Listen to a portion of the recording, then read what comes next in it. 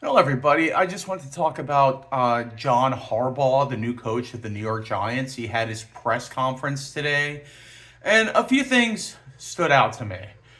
And I won't get too much into it, but I will just say someone asked him about going straight to the owner over the GM's head, and he said too much was made of that, that it was um, just that everybody goes to the owner, and that's all it really is. We have to be in a collaborative state of mind here. And I'm paraphrasing, of course, but he basically said that this is, a team effort and we're all on the same page. So it sounds to me that maybe the media made a little bit too much of that, and I know I brought that up, that there was never any impasse or problem with negotiations, that the media was making like it was a done deal on Wednesday, last Wednesday, and it wasn't. It was agreed in principle,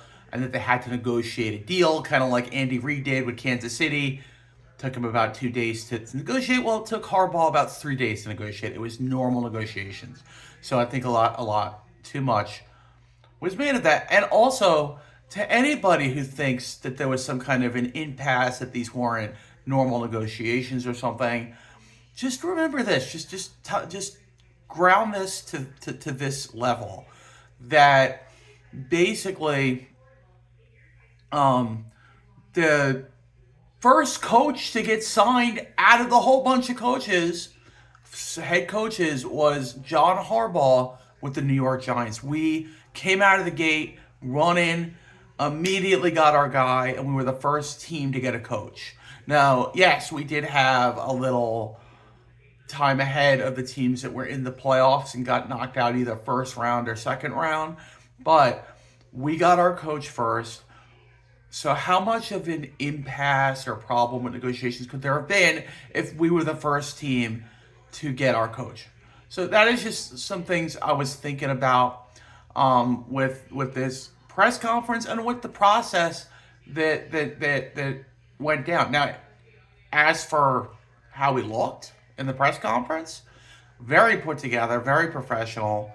You know the guy is going to deliver on at least the PR, but also as a coach. He's a good coach. He's been coaching the Ravens for 18 years.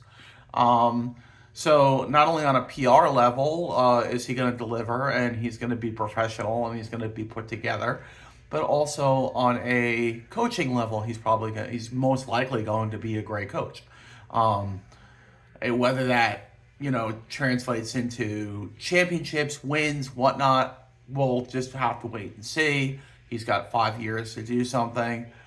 One thing I notice, even Dable, and if you go back to like the last three or four coaches we've had, well, the last coaches up and back to Coughlin. You got Coughlin, and then you got all these guys in between.